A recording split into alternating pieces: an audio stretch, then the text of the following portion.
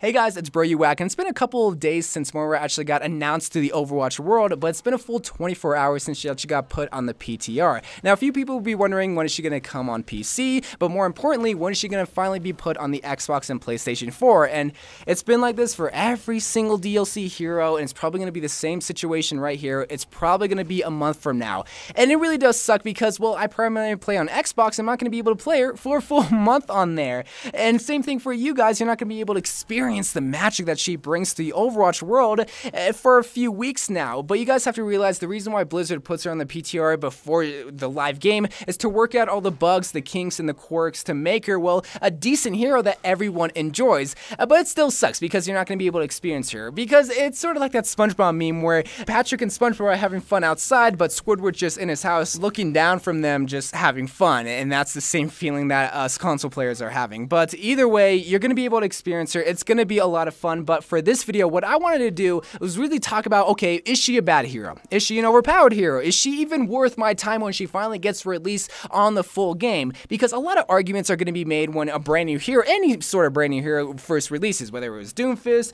Moira, Orisa, a lot of opinions are made, and when it comes to Moira, she is no exception from this rule. But it seems like the biggest complaint that people are having with Moira is that, well, she's not hot. She has no booty, and she just isn't sexy. And to that, I say nay, okay? Because Rule 34 is definitely gonna prove you wrong, unfortunately. Really, really unfortunately.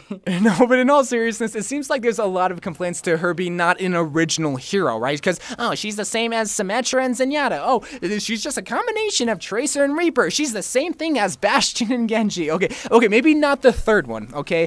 But she does share some aspects, and I made a video talking about this, but one last thing that I just want to put to rest is that I really do think that she's a special and original hero, even though there are aspects that are shared with other heroes. But you guys have to imagine, they made 5 brand new heroes, okay? I want you guys to come up with 5 hero ideas with abilities that really work in the Overwatch world, because I'm sure they tested so many abilities out, but those abilities didn't make it in the game because, well, maybe they were underpowered and they just didn't work and they weren't utilized. But when it comes to Moira, they are very distinctly different from, like, Zenyatta. Yes, the balls are there, but they're used completely different. And yes, the heal ability might be the same as, like, Mei's Ice Gun, but the way that you use it and the way that you regain the health is completely different. So that's why I really like Moira, is because you know, like, straight up how to use her. She's a very straightforward hero. She's not very complex, but the way that you use her can really go in depth, and you really can make her complex in the way that you strategize with her. So really, on the surface, she's very easy. A lot of people say, like, oh, she was very complicated, she's very complex. Not really. Like, when I first picked her up, I knew straight away what to do. Even though it was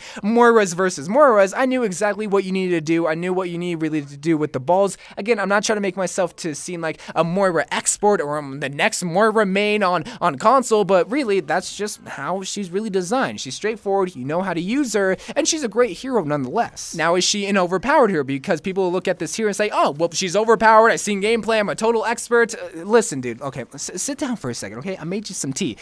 Every single hero is going to seem overpowered to you. Even if they're the worst hero in the world, you see an ability that isn't the same, or they see a hero that's completely different. It's just a different hero that's coming to the game. So many people are thinking that they're the best hero in the game. And let me tell you something. Look at the root word overpowered, okay? It's powered, right? So what kind of power does Moira bring to the table? Well, she brings great heals.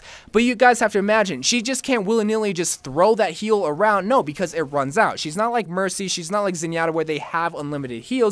No, you actually have to get in the nitty-gritty things and actually go out and get some kills. So it kind of goes back with the first argument. You have to find a fine balance, but that's what's so fun about her, is that you can't just do one job. No, you have to do multiple jobs. You have to throw those balls out, but you have to be smart with them. And then you have to go and get your soul-sucking abilities to fill up that hero role. But you also have to go back and heal your team. So there's a lot going on with Moira. Still straightforward hero, but really, when it comes to being overpowered, the biggest argument that I bring to really put that argument to sleep is look at the counter list that comes with Moira. First of all, she's terrible at range. Like, you have to be in tickle distance, you have to be able to reach for their Pop-Tarts from the pockets, you have to be able to smell their breath and what they had for breakfast to be able to do good with Moira. If you're even more than 10 feet away, yes, you do have your ball ability, but Come on. You're not going to be killing. You're not going to be doing so much with that. Sometimes, yes, you can't just throw the ball to get some ultimate charge and some heals, but really, you're not doing the best when you're just far, far away. So that comes into play when the enemy team has a Pharah, has a McCree, has a Soldier, even like an Orisa to an extent.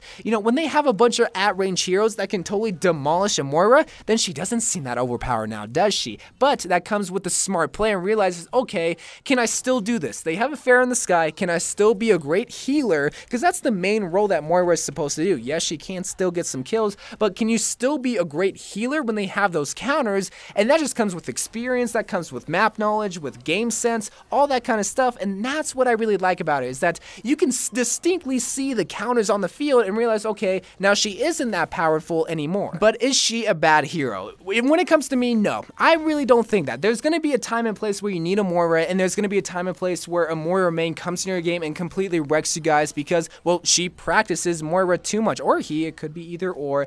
But whether it's her gold gun that's whack, or her sprays, or whether it's her hero kit, or whether it's just how she's designed, it all makes up Moira. It makes up this healer support from the talent organization that can come in and just make her mark. I don't think she's going to be a useless hero. It's going to be a little bit of time before people make team comps around her and realizes, okay, who's the counters? Who do I need to play with to make Moira more powerful? That sort of thing. Is she going to replace Mercy? I don't think so. I really don't think so, because there's not ever a time where you don't need that res ability, and there's not ever a time where you need unlimited heals. But there's going to be a time where you need that ball ability, and there's going to be a time where you need that faster heal, but along with that, that's soul-sucking ability. So anyway, guys, let me know what you think of Moira. Do you think she's overpowered? Do you think she's underpowered? Do you think she's good? She's bad? Just let me know. So I love you guys. Thank you guys for watching. More Overwatch videos to come, and bye.